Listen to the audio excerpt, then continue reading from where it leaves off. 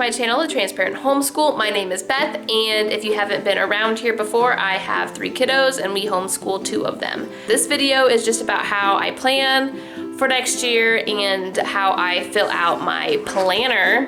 Here's my planner. I actually have a different planner this year than what I have used for the past 3 years, and so I'll show you all about that and how I plan and my methods and everything like that. So I'm going to probably go over the course of a few days, and it's gonna take me that long to fill in everything in the planner. So the first step in my planning is to grab a notebook here, and I like to jot down all of my ideas here first in pencil or pen, just depending on like my schedules and how I want things to go.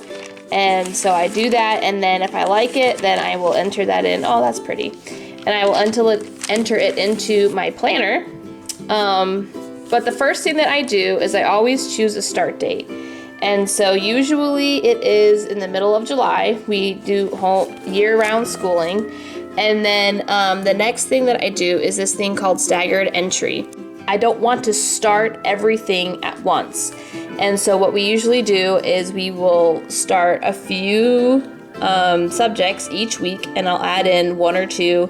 And it usually will take us 5 to 6 weeks to get our full schedule going. And that is just for us to kind of wind down from summer, get back into the swing of like doing our subjects and things like that.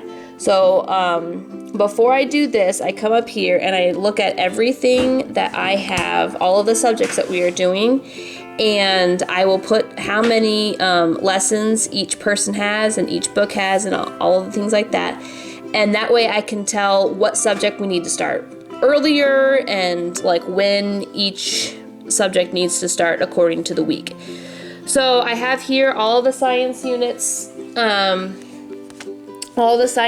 here that we were gonna do, 4 of them, and then again the weeks, and we do science 2 times a week, Monday and Wednesday. And so then here's just kind of a rough outline of the weeks of when we will be doing science.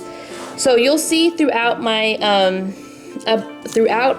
planner that I will take this, and there are some weeks that don't have anything for that subject. And then further on, depending on what week it starts, then I'll start putting in all of the assignments.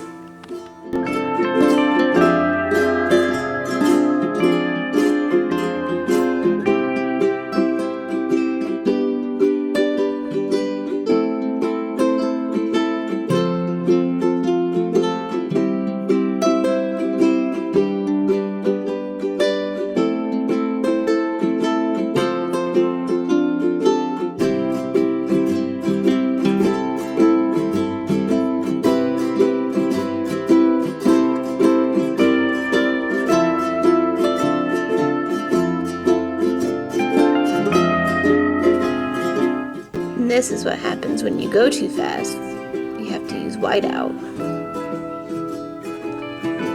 Thank goodness for whoever made whiteout.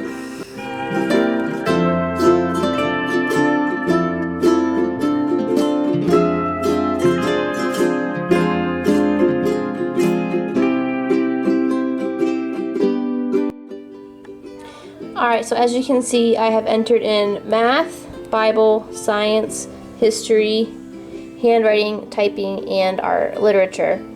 I'm not quite all the way done with Bible for the rest of our weeks yet, but I just wanted to show you, like, this is how I do it. I go by subject, and then I fill out every week for that subject, and then I go back to the beginning, and I go to the next subject, and I fill all of that out, and then I go to the next one, until it's all filled out. So as you can see, the last 2 that I have to fill in are language arts and Latin, and that will pretty much take me for a few more days of doing this. As you can imagine, it does take a little bit of time to write down everything that I need to in this planner, you know, with all of the weeks that we have to do and everything like that. But it is worth it in the end for my peace of mind and my sanity, so I know what's going on.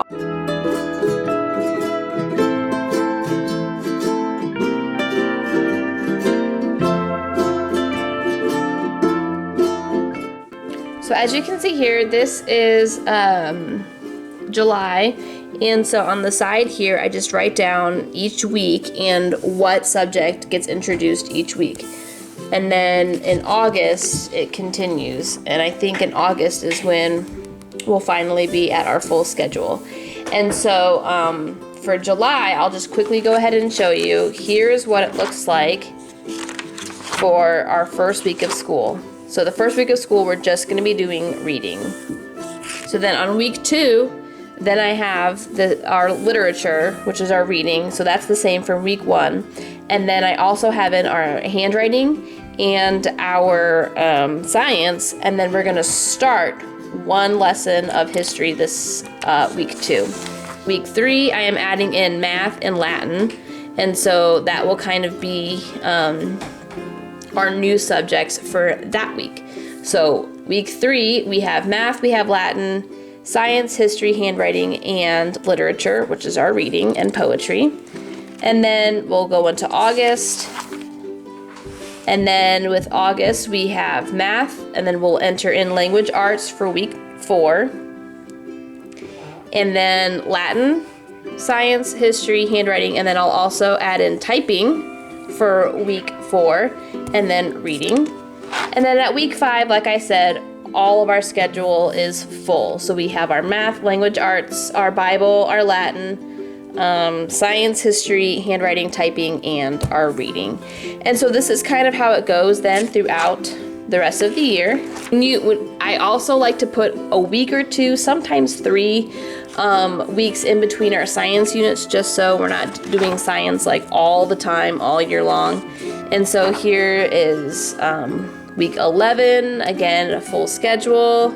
Somewhere around week 30 or so, we start to kind of wind down. So as you can see, a lot of this starts to drop off just because we're finishing up a whole bunch of different subjects. So this is week 32, so this is still full, but this is kind of getting a little bit thin. And then in April, that's a break week.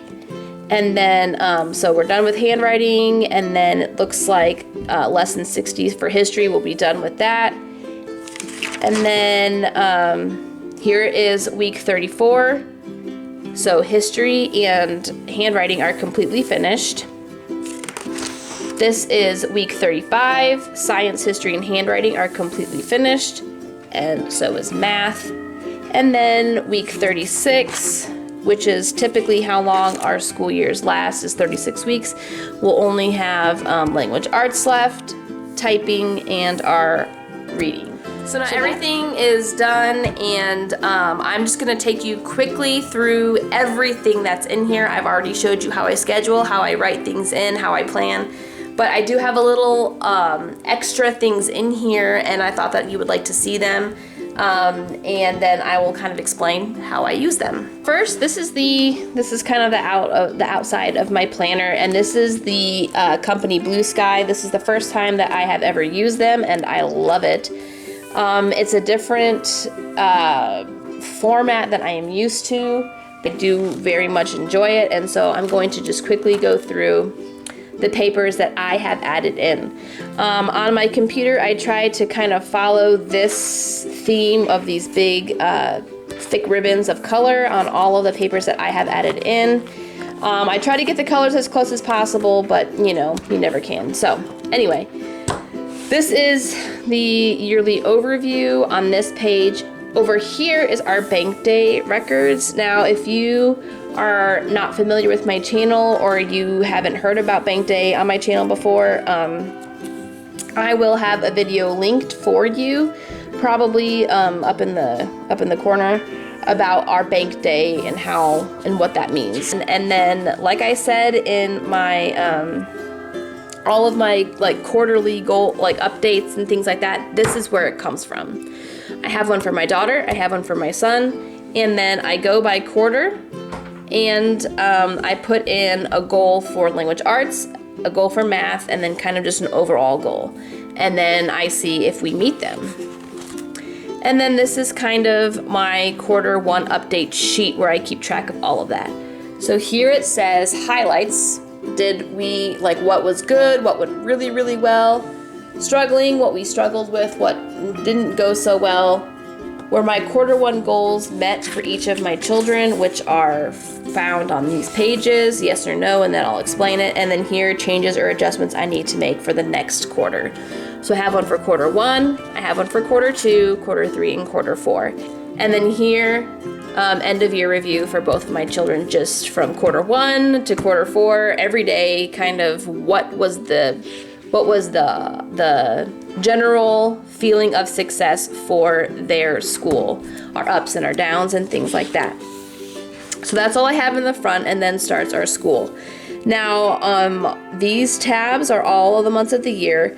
We usually go to about May, and so I have all of these extra like papers in the back, like in June and stuff. So back here, I put our academic calendar, and I just made this on the computer, and is the kind of the legend. I have all of these highlighted. So this one is like first day of school, last day of school, they're the same color, and then end of quarter.